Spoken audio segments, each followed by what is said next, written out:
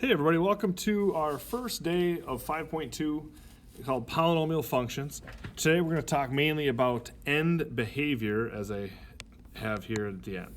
To get to end behavior, we first have to discuss what is a polynomial function. And I know right away you take a look at this equation and you might feel like death is upon you right now, but it's not going to be that terrible. What you want to first start off with, if it's in standard form, which means it's highest to lowest, this is all you want to really consider right now. That is important. That is just called our leading coefficient. And that term cannot be 0, otherwise then the function would not be that degree.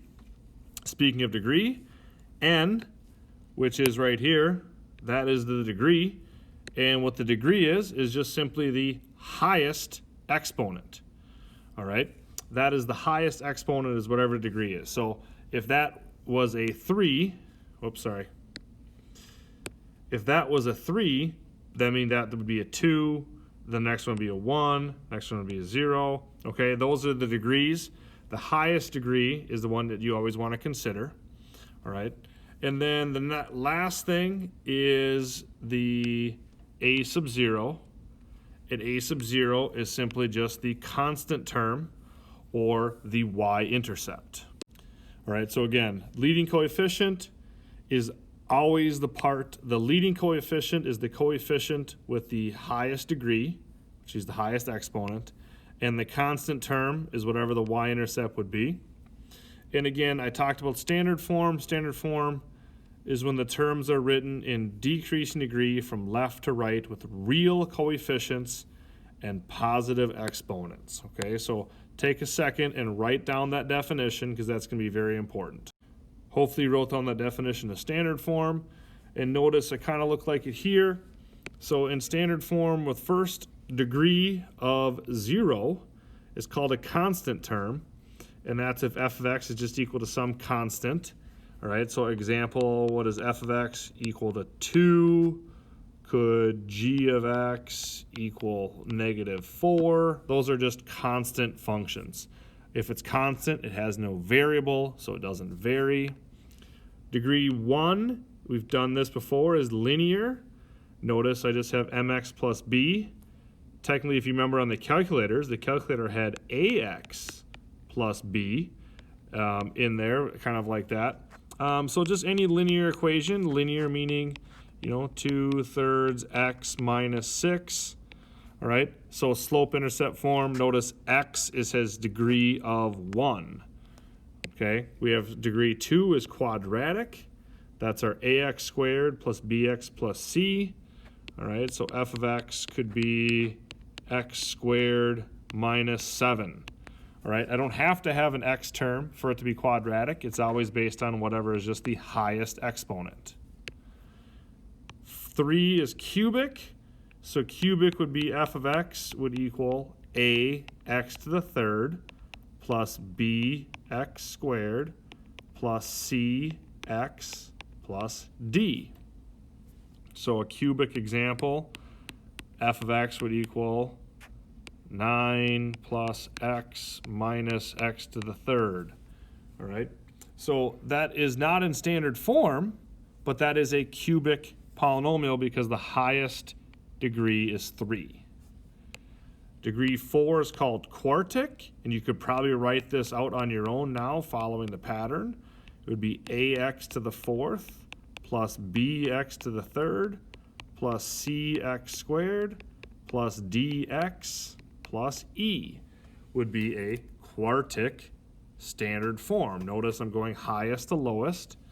And so an example could be f of x would equal 6x to the fourth plus 2x squared.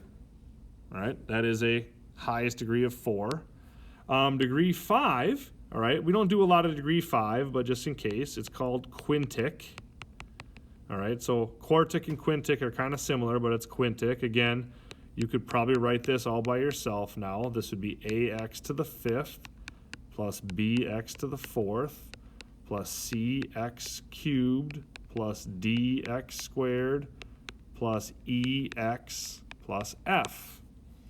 An example of a quintic polynomial would be something of degree 5 as the highest. So negative 3x to the 5th plus 6 plus x.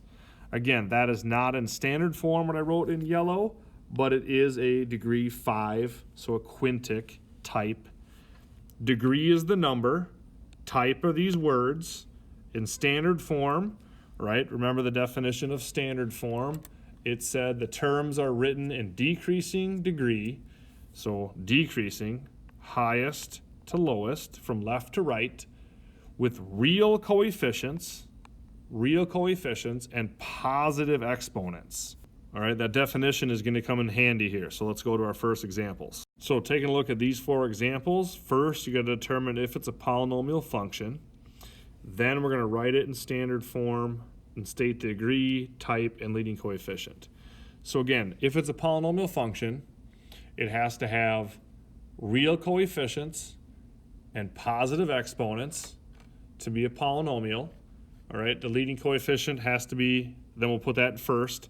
So if you look at part A, all right, it does have, in fact, real coefficients. All right, so yes, it is a polynomial function. If I write it in standard form, well, it is written in standard form because I go 4, 3 is missing, 2, 1 is missing, 0 is the 3. So then the degree is 4. What type is that? That type is quartic. Its leading coefficient is 1. There we have it. If I go on to part B, that answer is yes, it is a polynomial function. Yes, it is. It has real coefficients. Pi is a real number. Square root of 3 is a real number. So yes, it is a polynomial function. In standard form, that would be g of x would equal pi x squared plus 7x minus the square root of 3. So what degree is that? That is degree 2. The degree is 2. That type is quadratic. And the leading coefficient is pi. Moving on to part C. All right, does it have, is it standard form? Is it a polynomial? Does it have real coefficients and positive exponents? And right there is a negative exponent, so that means no, it is not a positive exponent. So it's no, and we get to move on because it's only if yes do we have to write the other things. And lastly, when I look at part D, all right, do I have real coefficients? So 1, 2, negative 0.6, those are real numbers. Do I have positive exponents? 5 is positive, there's a 1 is positive. Then I have x. Was x positive? Well, we don't know. All right, so that is going to be an important piece to look at right there is, does this, what does that mean? Well, that's an exponent is x, all right? That means no. That's not a positive exponent because that number is a variable exponent, which is not necessarily positive. That's actually called an exponential function, which is not a polynomial, so we still have no. All right, these are your first type of homework problems for today. The next thing we're going to do is called direct substitution, and we are just simply going to be finding f of 2. Remember, if you're given f of x, f of 2 just means that the 2 has replaced the x, so I'm just going to put, instead of parentheses, 4 plus 2 times parentheses to the third minus 4 squared plus 7x minus 1. Well, now I put 2 in for all the x's. And I would solve that down. All right, that would get me 16 plus 16 minus 16 plus 14 minus 1. So that would equal 29. And so our answer is f of 2 equals 29. I would like you to write your answer in this form, not just 29, right? It is f of 2 equals 29, so use function notation. The next one, we're going to use negative 1. So x to the 4th plus 2x to the 3rd minus 4x squared plus 7x minus 1. And we are going to put in negative 1 into the parentheses, and that's going to get me, now that's going to be -1 to the 4th. If you don't put parentheses in there, it's going to get you a different answer. That's going to be a 1 plus, this number will be -2, and then that's going to be -4 minus 7 minus 1, and that will equal a -13. So again, write f of -1 equals -13, please. Going down here, we're going to have x to the 4th plus 2x to the 3rd minus 4x squared plus 7 times x minus 1. And we will put in -2 in for all the x's. And to solve that, I'm now going to get positive 16. This is going to become -16. That is going to become also -16, minus 14, and minus 1. And that will equal -31.